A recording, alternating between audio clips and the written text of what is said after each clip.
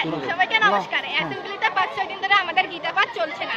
তার জন্য একজন বলছে যে স্যার আমাদের গীতা পাঠ কেন হয় না। হেড স্যার বলছে যে গীতা পাঠ হবে না, সময়ের কারণে গীতা পাঠ হচ্ছে না, তাই গীতা পাঠ করা হবে না। আবার আমাদেরকে বলছে যে তোমরা কোরআন শরীফের কি জানি সূরা মুখস্থ করবা, 7 দিনের মধ্যে অর্থসহ সূরা মুখস্থ করবা, তার নাইলে হিজাব করবা। ইসকাপ ছিল, ইসকাপ থেকে ওরা হিজাব করতে বলছে, আবার পর্দা করতে বলছে।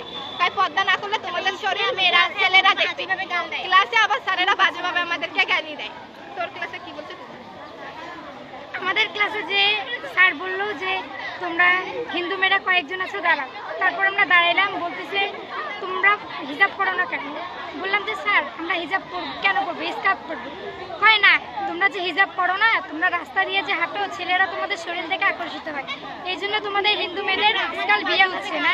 তারপর বাজেভাবে নোংরা ভাষায় গালি দেয় স্যার। তারপর বলে যে হিজাব পরে আসবে, পরের দিন থেকে পরে আসবা। আর আমাদের পড়ার মাঝখানে বাজে ভাষা অনেক। তোমরা যে গীতা পাঠ করতে চাও, তোমাদের বাবা মাকে গীতা পাঠের মাহাত্ম্য বুঝে, আমরা যদি নাম নিতাম তাহলে কি পড়তাম? ওনার কথা আমরা গীতা পাঠের মাহাত্ম্য বুঝি না, আমাদের বাবা মাও বুঝে না। শরীরে হাত দেওয়ার যে একটা বিষয় উঠছিল, এটা কি সত্যি? আরো এর চেয়ে আরো কত নোংরা ভাষায় কথা বলে, যত নেগেটিভ কথা আছে ক্লাসের মধ্যে বেশি বলে। আমাদের হচ্ছে ধর্মীয় স্যার, মুসলিম ধর্ম ক্লাসে যত নেগেটিভ ধরনের কথা আছে সবকিছু উল্লেখ করে। আর ওনার কথা আছে বাবা মাকে বাবা মাকে গালি দেয়। মানে বাবা মা এখানে গীতা পড়লে কি হয়, মূর্তি পূজা করে লাভ কি, এসব কথা বলে। শিবলিঙ্গ নিয়ে অনেক ধরনের কথা বলে। আচ্ছা, সেই স্যারের নাম কি? মৌলভী স্যার। মৌলভী স্যার। উনি শিবলিঙ্গ পূজা করে। শিবলিঙ্গ পূজা কি বললে কি, এটা তো একটা কালো মূর্তি।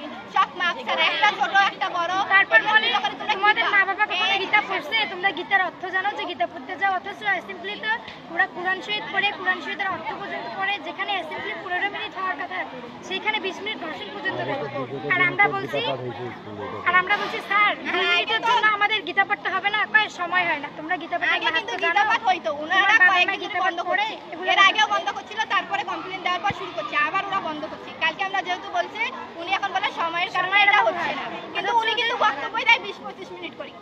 অথচ কোরআন শরীফ বলে, কোরআন শরীফ পুরো অর্থ সহ বলে। আবার আমাদেরকে বলে 1 সপ্তাহের মধ্যে কোরআন শরীফ তোমরা মুখস্থ করে আসবে, অর্থ সহ আমাদের। নাহলে ছেলেরা তোমাদের শরীর দেখে, এই জন্য ধর্মীয়। এবং আমাকে বলা হয়েছে যে আমি শাখা সিঁদুর কেন পড়ি, এই ধরনের কথাবার্তা স্কুলে কেন চলবে?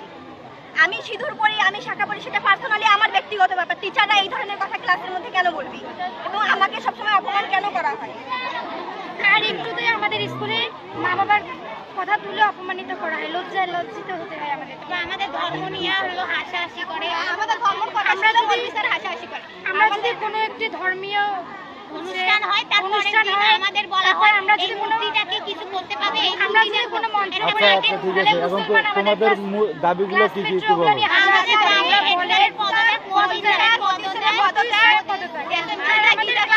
কোনো বাজে ভাষায় টিচারদেরকে গালি দেওয়া হবে। আর স্কুলের নাম পাল্টানো হবে, দাসপাড়া বালিকা উচ্চ বিদ্যালয় হবে, মুসলিম উদ্দিন বালিকা উচ্চ বিদ্যালয়।